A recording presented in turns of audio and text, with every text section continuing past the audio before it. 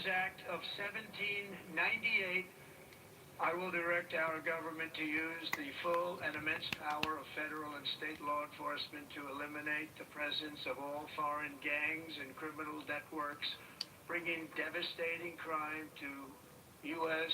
soil, including our cities and inner cities.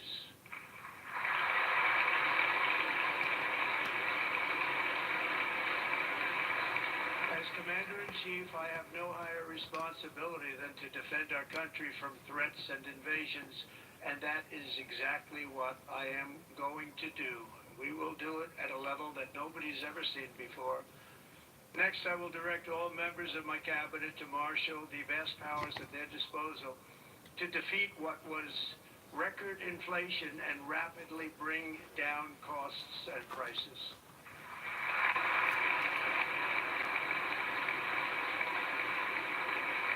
The inflation crisis was caused by massive overspending and escalating energy prices, and that is why today I will also declare a national energy emergency. We will drill, baby, drill.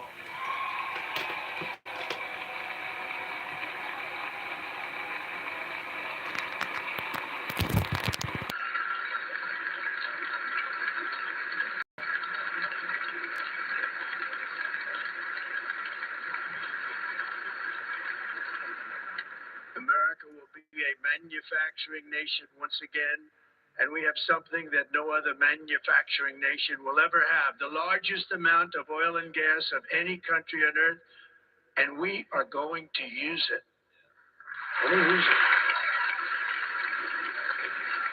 We will bring prices down, fill our strategic reserves up again, right to the top, and export American energy all over the world.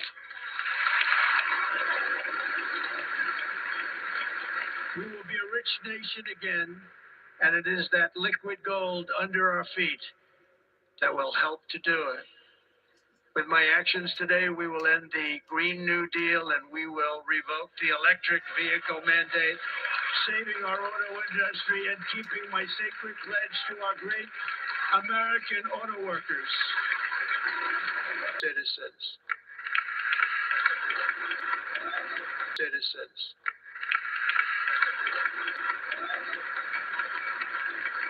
For this purpose, we are establishing the External Revenue Service to collect all tariffs, duties, and revenues. It will be massive amounts of money pouring into our treasury, coming from foreign sources.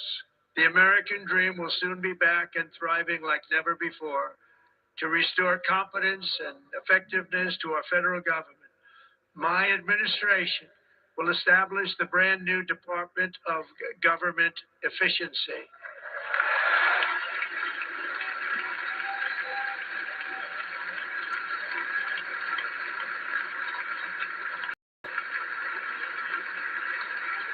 After years and years of illegal and unconstitutional federal efforts to restrict free expression, I will also sign an executive order to immediately stop all government censorship and bring back free speech to America.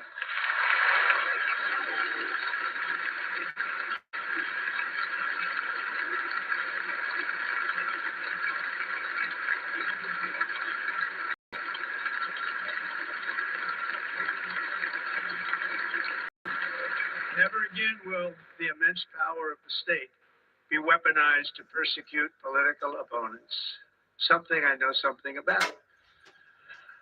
We will not allow that to happen. It will not happen again. Under my leadership, we will restore fair, equal, and impartial justice under the constitutional rule of law.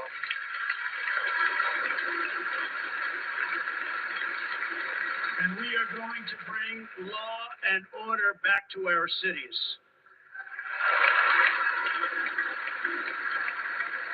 This week, I will also end the government policy of trying to socially engineer race and gender into every aspect of public and private life.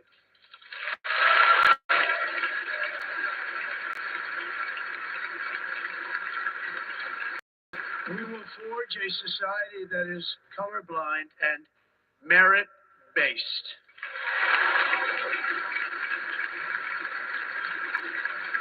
As of today, it will henceforth be the official policy of the United States government that there are only two genders, male and female.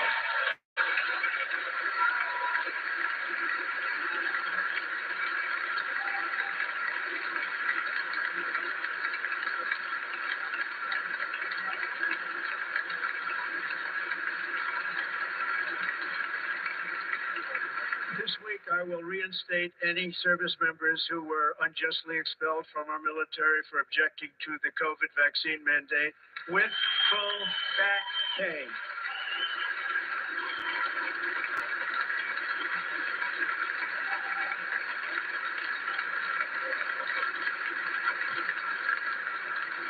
And I will sign an order to stop our warriors from being subjected to radical political theories and social experiments while on duty. It's going to end immediately. Our armed forces will be free to focus on their sole mission, defeating America's enemies.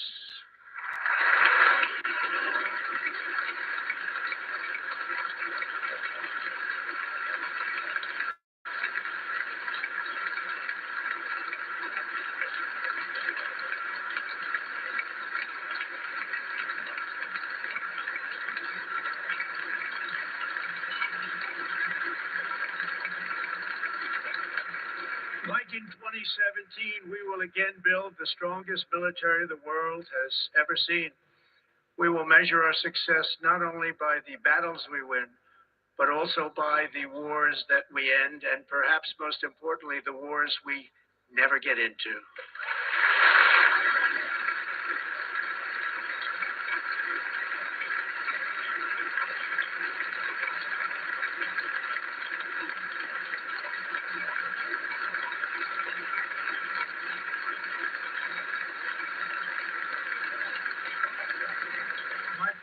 Legacy will be that of a peacemaker and unifier. That's what I want to be, a peacemaker and a unifier. I'm pleased to say that as of yesterday, one day before I assumed office, the hostages in the Middle East are coming back home to their families.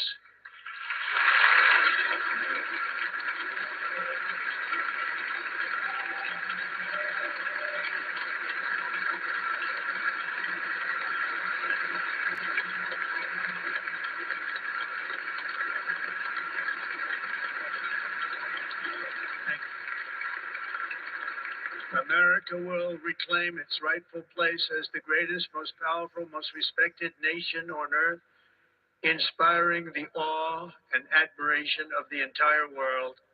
A short time from now, we are going to be changing the name of the Gulf of Mexico to the Gulf of America, and we will restore the name of a great president, William McKinley, to Mount McKinley, where it should be and where it belongs.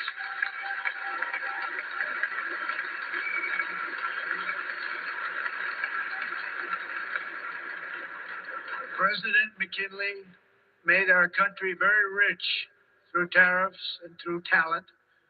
He was a natural businessman and gave Teddy Roosevelt the money for many of the great things he did, including the Panama Canal, which has foolishly been given to the country of Panama after the United States.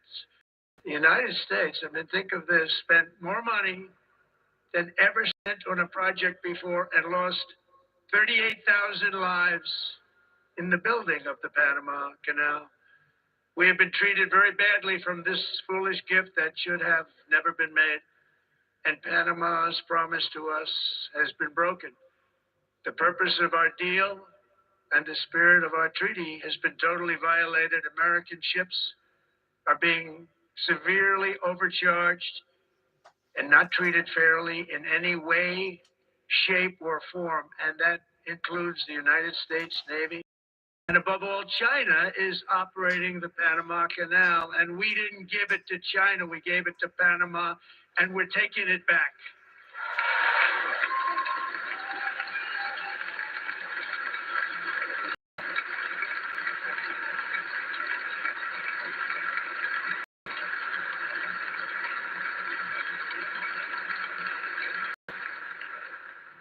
above all, my message to Americans today is that it is time for us to once again act with courage, vigor, and the vitality of history's greatest civilization.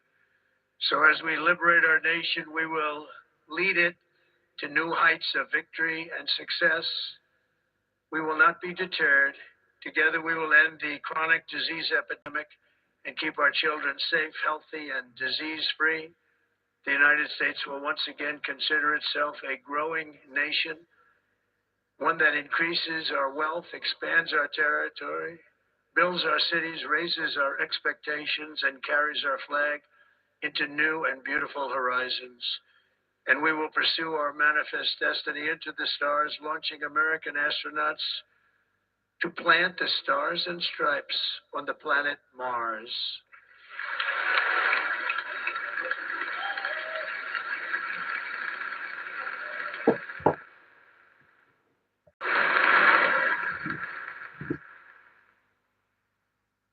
It has been deemed an extraordinary political comeback. At 11